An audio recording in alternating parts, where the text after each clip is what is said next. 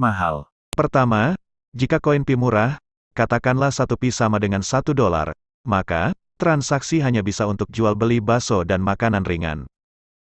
Tidak akan bisa mampu membendung permintaan pembelian logam, migas, hasil hutan, laut, manufaktur antar negara. Jika koin 1 Pi sama dengan $1, maka membutuhkan triliunan koin yang di-mining, sementara koin di-mining oleh pionir hanya 65 miliar saja. Dan, itu pun di lock up 90%, selebihnya dipakai buat transaksi.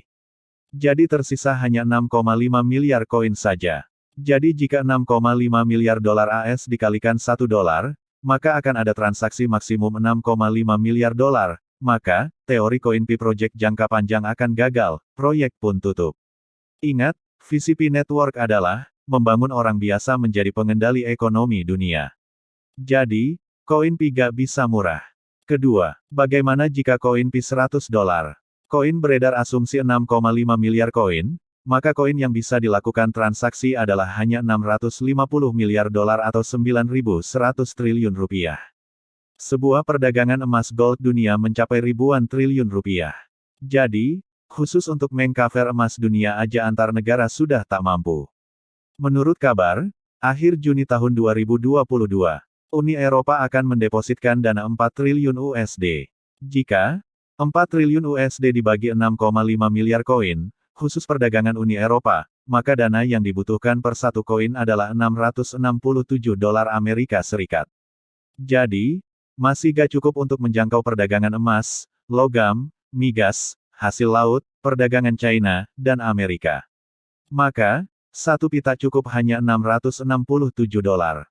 Jika 1 Pi hanya $1.000, maka nilai transaksi maksimum adalah 65.000 miliar dolar. Perdagangan dunia, dari sumber Yahoo Finance, hampir 900 juta miliar dolar. Masih jauh dari kebutuhan transaksi.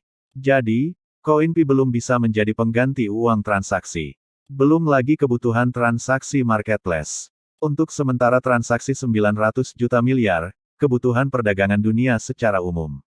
Tidak termasuk kebutuhan manufaktur, marketplace Amazon, Alibaba, dan sejenisnya. Jika 1 Pi hanya $1 seperti di awal, maka, Mr. Elon alias Elon Musk, bisa membeli semua koin yang kita mining. Elon Musk pengendali koin Pi. Sedangkan uang Elon Musk mencapai 2.200 miliar dolar. Maka dia akan menjadi dominasi koin dan tidak akan bisa desentralisasi harga. Sementara pionir akan gigit jari. Bagaimana jika 1 Pi mencapai $10.000? Maka, nilai transaksi perdagangan akan mencapai 65.000 miliar dolar. Karena marketplace adalah awal pembentukan, ekologi perdagangan antar pionir, maka investor yang juga pionir supaya punya akun dan bisa beli koin dari pionir dengan menukar barang. Mungkin, masih wajar, kalau 1 Pi hanya $10.000. Namun, jika setelah open mainnet, nilai 1 Pi sama dengan $10.000, masih belum relevan. Mengapa? Karena target core team, koin Pi dipakai di semua lini bisnis.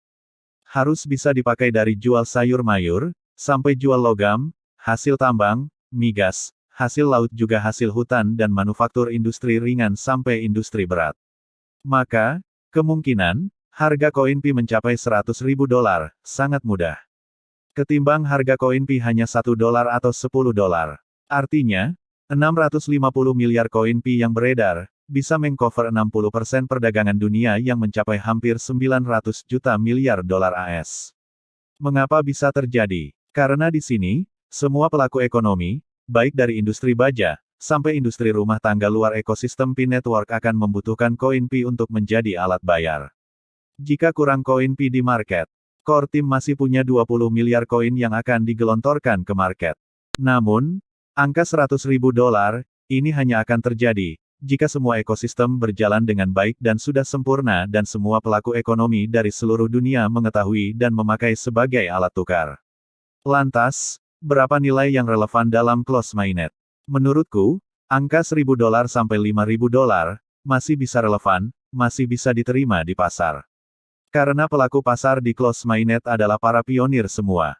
Ada memang penambangan murni, ada memang investor sebagai penambang. Di mana investor tersebut menjadi pionir siap menampung koin dari penambang murni lainnya.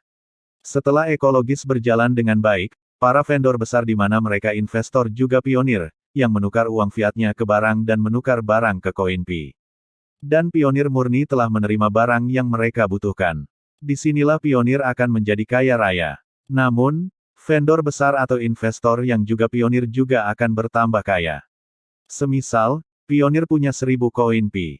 Mereka memakai 100 koin ditukar ke barang. Pionir murni hanya mendapatkan manfaat 100 koin Pi dikali harga koin yang berlaku. Misalnya $1000 per koin Pi. Maka, pionir sudah beruntung mendapatkan $100.000 atau sekitar 1,4 miliar. Beda dengan pelaku ekonomi yang punya uang fiat banyak. Mereka menukarkan 2 triliun rupiah, ditukar ke barang lalu mendapatkan koin senilai 2000 koin Pi. Dengan asumsi nilai harapan kelak, 1 Pi akan bernilai $10.000 per koin Pi. Maka, pionir yang punya uang 2T akan mendapatkan uangnya menjadi 20 triliun. Jadi, tetap aja si pemilik uang fiat besar merasa beruntung dibanding yang hanya ngeklik siang malam hanya mendapatkan satu mobil Alphard senilai 1,4 miliar.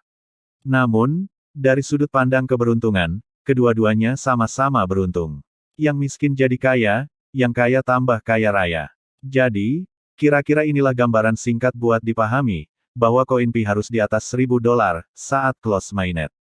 Namun setelah open mainnet, harga akan naik secara perlahan atau cepat. Tergantung kondisi dunia membutuhkan koin Pi sebagai alat tukar. Demikianlah gambaran tentang harga koin Pi, kurang lebih, dari pemaparan saya. Saya hanya berbagi dari sudut pandang ekonomi dari disiplin ilmu yang saya miliki. Banyak kekurangan tentu karena ini bukan hasil analisis ilmiah. Ini hanya pemaparan, gambaran dan perspektif secara umum.